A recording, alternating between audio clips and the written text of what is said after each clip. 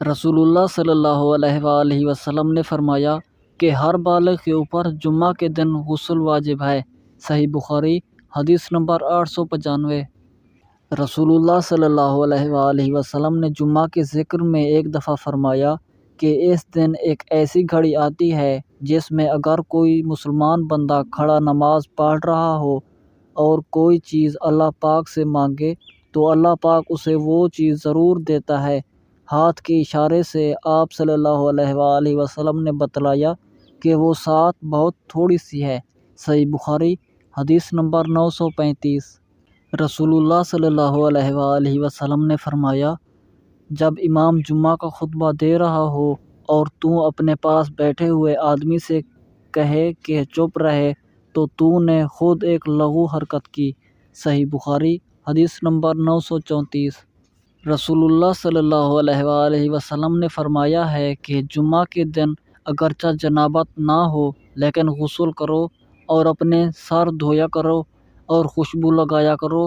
ابن عباس رضی اللہ عنہما نے کہا کہ غسل کا حکم تو ٹھیک ہے لیکن خوشبو کے متعلق مجھے علم نہیں۔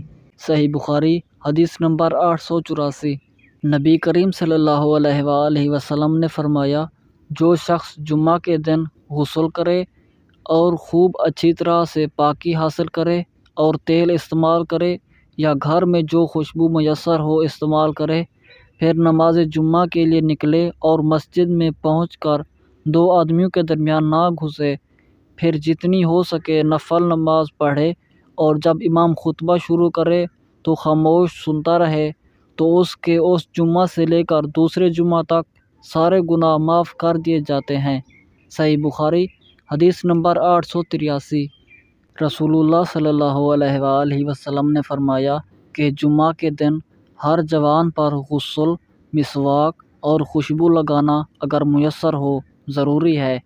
عمرو بن سلیم نے کہا کہ غسل کے مطابق تو میں گواہی دیتا ہوں کہ وہ واجب ہے، لیکن مسواک اور خوشبو کا علم اللہ تعالیٰ کو زیادہ ہے کہ وہ بھی واجب ہیں یا نہیں، لیکن حدیث میں اسی طرح ہے۔ صحیح بخاری حدیث نمبر 880۔ عمر بن خطاب رضی اللہ عنہ جمعہ کے دن خطبہ دے رہے تھے کہ ایک بزرگ حضرت عثمان رضی اللہ عنہ داخل ہوئے۔ عمر بن خطاب نے فرمایا کہ آپ لوگ نماز کے لیے آنے میں کیوں دیر کرتے ہیں؟ اول وقت کیوں نہیں آتے؟ آنے والے بزرگ نے کہا کہ دیر صرف اتنی ہوئی کہ اذان سنتے ہی میں نے وضو کیا اور پھر حاضر ہوا۔